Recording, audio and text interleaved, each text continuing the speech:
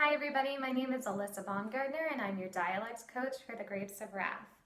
I've attached a sound change chart to this video and I'm just going to walk you through it and talk about some of the characteristics of the Oklahoma dialect. The Oklahoma dialect is a much rougher, harsher version of what you might consider a Southern dialect. Basically what happens is it mixes the Midwestern dialect and the Southern dialect together. So we get flavors of like what you would hear here in Colorado and then also what you would hear down in like Texas. So yeah, let's just dig in and get into some sound changes. So the first thing is the I, like in it, has a glottal stop attached to it now. So instead of saying with, we'd say with.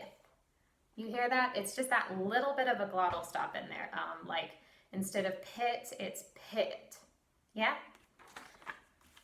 These are the things you'll be familiar with if you know a Southern dialect. So the A sounds, like an 8, changes to an A sound with a schwa attached to it. And basically a schwa makes an sound if you don't know dialects. So instead of saying 8, we'd say 8. Instead of pay, we say pay. Yeah? Same thing with the sound. It has a schwa attached to it as well. So instead of saying let, we'd say let. Pet, we'd say pet. The sound, same thing happens. So instead of at, we'd say at. Pat, we'd say pat. Here's where it gets very different from a Southern dialect, because Southern dialect has the same rule for R's that an RP dialect would. So we drop the R's entirely. Whereas in an Oklahoma dialect, we actually accentuate the R's. So this sound, like in bird or stir, instead of saying those, we'd say bird or stir. So it's actually a really harsh R. You accentuate the R. Yeah, and the same thing happens at the end of words like father or brother. You hit that R really hard, and it's almost like the schwa isn't. Usually the schwa is the most important sound in there. So we hear the more than the R, but in Oklahoma, we're actually going to hear more of the R than the yeah?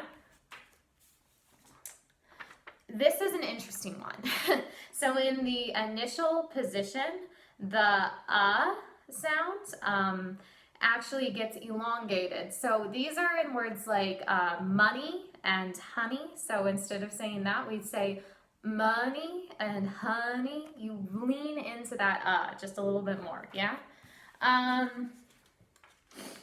The two-fingered A. So if you're familiar with the RP or even the Southern dialect, we use the two-fingered A.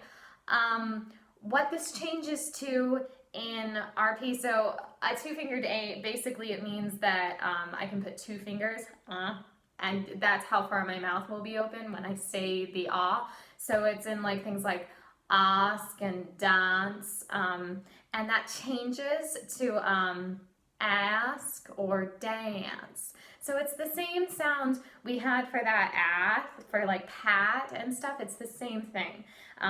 But we're just replacing what in American Standard would be a two-fingered A with that, yeah?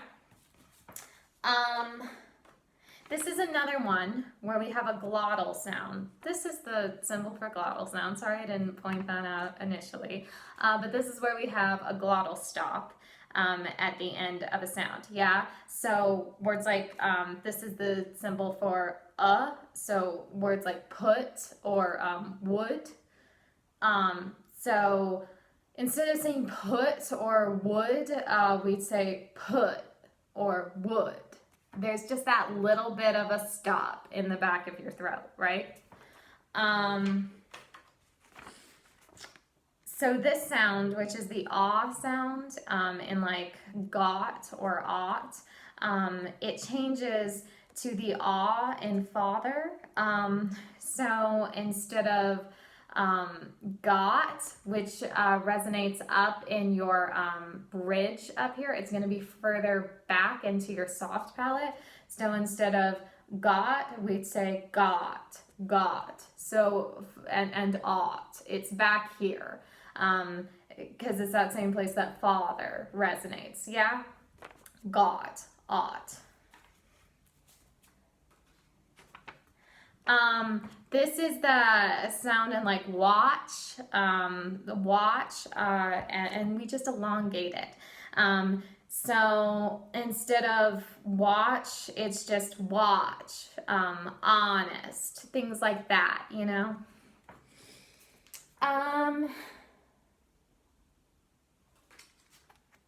This is the sound for, ow, and, so like, how, wow, things like that. And it just changes, and instead of that two-fingered A sound we get that makes the ah, we change it to an ah. So it's ow. So how, wow, cow, things like that. This is the sound for air.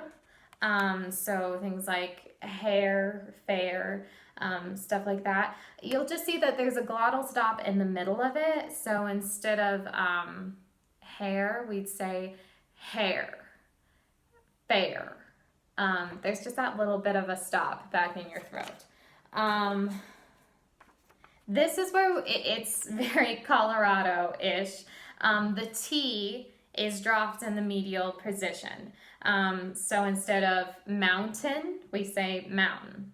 You'll hear that a lot around Colorado. These are some specific words. For changes to fur. So I'll do it for her, you know, things like that. It's just, you cut out the or and it turns into an sound, yeah. You changes to ya. I listened to a lot of recordings. I really did not hear an Oklahoma person say you once. It's ya, yeah.